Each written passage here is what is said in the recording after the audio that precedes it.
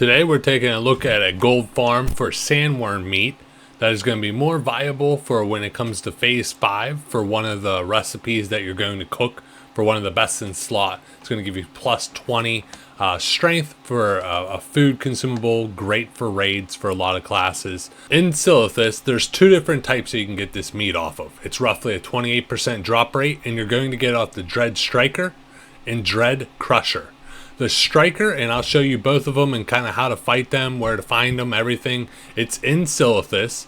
So the strikers are more towards the top area, where the crushers are more towards the center area, okay?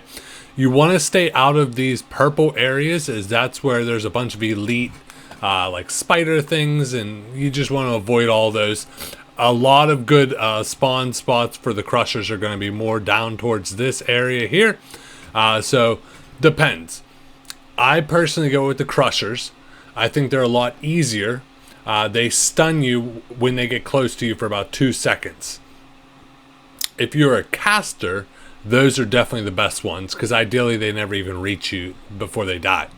The strikers, on the other hand, give you like a warrior charge. It will charge you, so if you're a caster, it's annoying as ever. If you're melee, it's really not that bad, because they're not rushing you if you're already on top of them. So like a rogue or a warrior, I think it'd be better to do the strikers personally. Let me know below if you have found anything different.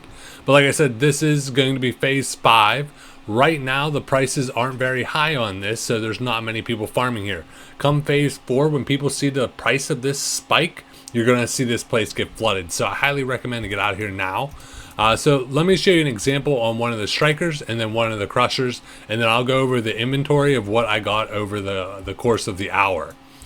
So with the strikers, as soon as I engage, if I try to run away at all, let's see if it's going to actually do it. So even if I slow him and try to run away, there it is. See how he knocks me down for, a second? It's quite annoying if you're a caster class. But if like I say, if you're not a rogue or warrior, if you're right on top of him, he's not going to do anything. If you're able to AoE, I highly recommend you can pull the spiders as well. If you're able to grab. So personally myself, like I only ever stop the fight if I can kill 2 of something.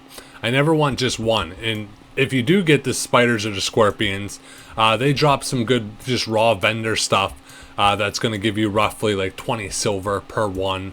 It's the huge venom sac, which is not as good as the large venom sac, which is weird. But here's the crusher. He's a much bigger version. And I'll fight him head on just so you can see. They don't really do a ton of damage. The scorpions, if you do pull them, they do have a stacking poison, so be careful. See, he just stunned me. A lash stun for 2 seconds. It's really not that crazy. Like I said, if you're a caster class, you could literally just kite them away. Super easy farm overall. Like I said, no competition right now.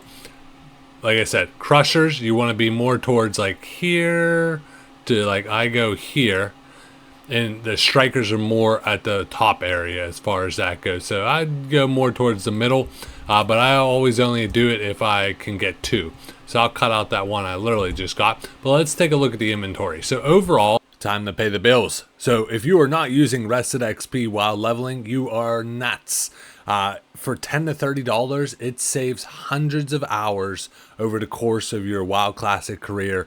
Highly recommend it. I've used it every single time, and they make it so easy with the add-on. So highly recommend that. And as far as gold making, check out Solihim.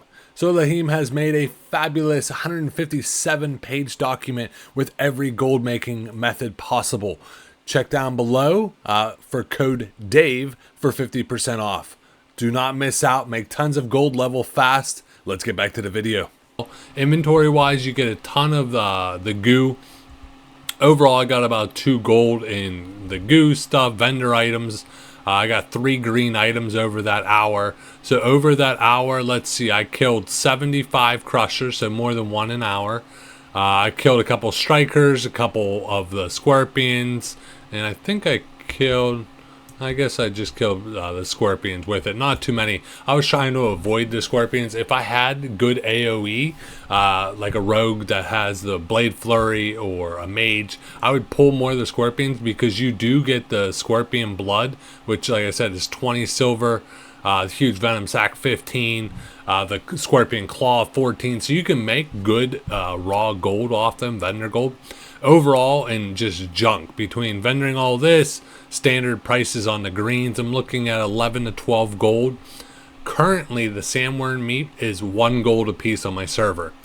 Like I said, I remember back in 2019, these went up to roughly between 2 to 3 gold a piece. So let's factor 2 gold. If it goes to 2 gold, I realistically got 28 of them, because I just got 1 during that time. 28 of them, that's 56 gold alone. So between all of that, I'm looking at 68 gold an hour. This can be done by any class. So yeah, I highly recommend getting out here, farming up a ton of these. Farm up, several hundred. As you see, this is something I invest in. I already have 541 of them. I'm going to come here, farm up another 500 of them, because when the prices spike, it's going to be awesome. I imagine for the first couple weeks, prices will get up to 3 gold a piece, and then it'll steady off right around the 2 gold mark. But 68 gold an hour for any class, this is amazing. Hopefully this was helpful. If you're new to the channel, Dave the Gamer, got tons of guides for you, from gold to level making to everything you want to know about WoW Classic. Love to hear your feedback, what you do for gold making outside of the sandworm meat. What are your ideas, and what would you like me to test next? As always though, game on.